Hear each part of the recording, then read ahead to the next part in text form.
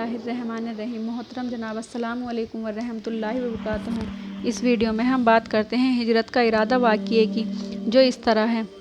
دوسرے دن حضور صلی اللہ علیہ وسلم اپنے مکان میں آرام فرما رہے تھے۔ دوپہر کا وقت تھا، دھوپ بہت تیز تھی، ہوا بند تھی، گرمی کی تیزی سے ہر جاندار بوکھلایا ہوا تھا۔ لوگ دھوپ سے بچنے کے لیے اپنے اپنے گھروں میں گھسے ہوئے تھے، کسی کو باہر نکلنے کی ہمت نہ تھی۔ حضور صلی اللہ علیہ وسلم کی اچانک آنکھ کھل گئی، آپ اٹھ کر بیٹھ گئے۔ حضرت فاطمہ جاگ رہی تھیں، حضور صلی اللہ علیہ وسلم کو معمول کے خلاف اٹھ کر بیٹھتے دیکھ کر آپ کے پاس آ گئیں، بولی ابا میاں آپ معمول کے خلاف کیوں اٹھ بیٹھے؟ حضور صلی اللہ علیہ وسلم نے حضرت فاطمہ کو اپنے پاس ہی بٹھا لیا، پھر بتایا بیٹی آج مجھے ہجرت کا حکم ہوا ہے، میں رات کو کسی وقت یثرب چلا جاؤں گا۔ حضرت فاطمہ نے بڑی معصوم نگاہوں سے آپ کو دیکھا، بولی ابا جان مجھے بھی اپنے ساتھ لے چلیں گے؟ حضور صلی اللہ علیہ وسلم نے فرمایا نہیں، میں تم کو نہیں لے جا سکتا، تم کو بعد میں بلاؤں گا۔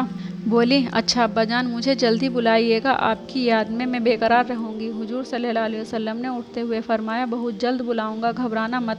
یہ کہہ کر حضور صلی اللہ علیہ وسلم مکان سے باہر آئے اور دھوپ کی تیزی کے باوجود آنکھیں نیچی کیے حضرت ابوبکر صدیق رضی اللہ عنہ کے مکان کی طرف چل دیے۔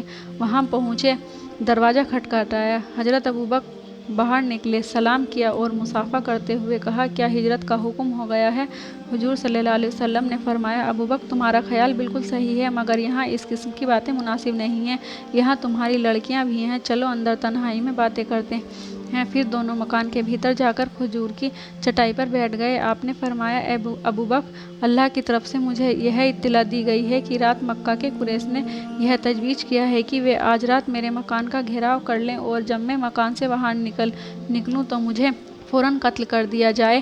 حضرت ابوبکر غصے سے سرخ ہو گئے، بولے بدماش اتنے دلیر ہو گئے ہیں؟ حضور صلی اللہ علیہ وسلم نے بتایا مجھے حکم ملا ہے کہ میں رات ہی کو ان کے بیچ سے ہو کر نکلوں تاکہ انہیں معلوم ہو جائے کہ اللہ اپنے چنے بندوں کی حفاظت کس طرح کرتا ہے اور جس کی حفاظت خدا کرے اسے کوئی مار نہیں سکتا۔ حضرت ابوبکر نے فرمایا صحیح کہا آپ نے، لیکن یہ تو بتائیے آپ کے ساتھ کون ہوگا؟ تم؟ آپ نے جواب دیا۔ حضرت ابوبکر مارے خوشی کے پھولے نہ سمائے، بولے خدا کا ہزار ہزار شکر ہے کہ اس نے میری تمنا پوری کر دی۔ حضور صلی اللہ علیہ وسلم میں نے کئی مہینے پہلے 2 اونٹنیاں خرید کر ببول کے جنگل میں چھوڑ دی تھیں، وہ کھا پی کر موٹی ہو گئی ہیں، ان میں سے ایک اونٹنی آپ کی نذر ہے۔ حضور صلی اللہ علیہ وسلم مسکرا دیے، بولے ابوبکر تمہارا شکریہ، میں جانتا ہوں کہ تم کو اللہ اور اس کے رسول اور اسلام سے کتنا لگاؤ ہے، مگر میں چاہتا ہوں کہ اونٹنی کی قیمت تم لے لو۔ قیمت؟ حضرت ابوبکر چونکے، میرے حضور میں نے اونٹنی آپ ہی کے لیے خریدی تھی، جانتا تھا کہ اچانک ہجرت کا حکم ہوگا، سواری بھی ضروری ہوگی، اس لیے اس وقت اپنی طرف سے آپ کو یہ اونٹنی نذر کروں گا۔ اب آپ ہیں کہ قیمت دینے پر اصرار کرتے ہیں، بتائیے قیمت کیسے لوں؟ میں خوشی سے قیمت دیتا ہوں، تم بھی خوشی سے قبول کرو۔ آپ نے فرمایا حضور کی خوشی میری تمام خوشیوں پر نچھاور ہے، اگر آپ کی یہی خوشی ہے تو میں دل و جان سے تیار ہوں۔ حضور صلی اللہ علیہ وسلم نے اونٹنی کی قیمت ادا کرنے کے بعد فرمایا ہمیں آج ہی رات میں چلنا ہوگا، اس لیے تیاری کر لینا، ایک رہبر کی بھی ضرورت ہے، رہبر کو آج ساتھ نہ لینا، جب ضرورت ہوگی بلا لیں گے۔ حضرت ابوبکر رضی اللہ عنہ بولے مجھے رہبر کا پہلے ہی سے خیال تھا، اس لیے میں نے عبداللہ بن اریقط کو اس کام کے لیے تیار کر لیا ہے۔ حضور صلی اللہ علیہ وسلم نے پوچھا لیکن وہ تو مشرک ہے، کیا اس پر بھروسہ کیا جا سکتا ہے؟ بے شک وہ مشرک ہے، لیکن عرب ہونے کے ناطے وہ وعدے کا پکا ہے۔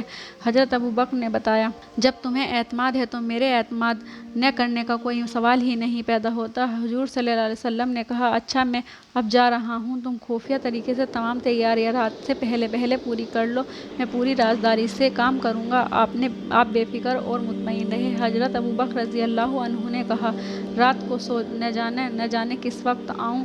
حضور صلی اللہ علیہ وسلم نے چلتے چلتے فرمایا چاہے جب تشریف لائیے، مجھے انتظار کرتا ہی پائیں گے۔ حضرت ابوبکر نے جواب دیا۔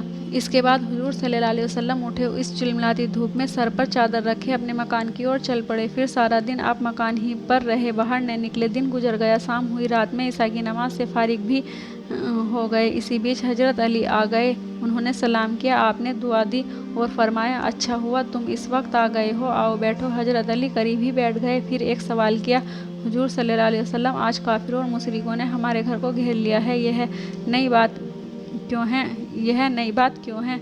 फरमाया, चाचा के बेटे, उन्होंने आज मेरे कत्ल की साजिश की है। ये चाहते हैं कि इस तरह हम इस्लाम को मिटा देंगे। ये बेवकूफ़ हैं, इतना भी नहीं समझते कि इस्लाम मिटने वाला नहीं है। इस्लाम की फितरत में कुदरत ने लचक दी है, उतना ही यह उभरेगा जितना कि दबा देंगे।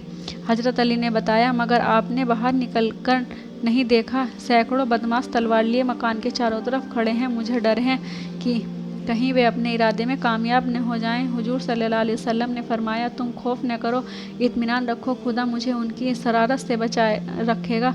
अगर आज मैं कत्ल हो जाने वाला होता तो मुझे हिजरत का हुक्म न होता। मैं मुतमईन हूँ कि खुदा मेरी हिफाजत करेगा। हजरत अली ने पूछा, हुजूर सल्लल्लाहु अलैहि वसल्लम, आप कब हिजरत करेंगे? आज हो नहीं, बल्कि इसी वक्त रवाना हो जाऊँगा। रात को तुम मेरे बिस्तर पर आराम करना। क्या आप मुझे अपने साथ न ले जाएंगे? हजरत अली ने पूछा, नहीं, इसलिए कि कुफ़ार की अमानतें मेरे पास मौजूद हैं।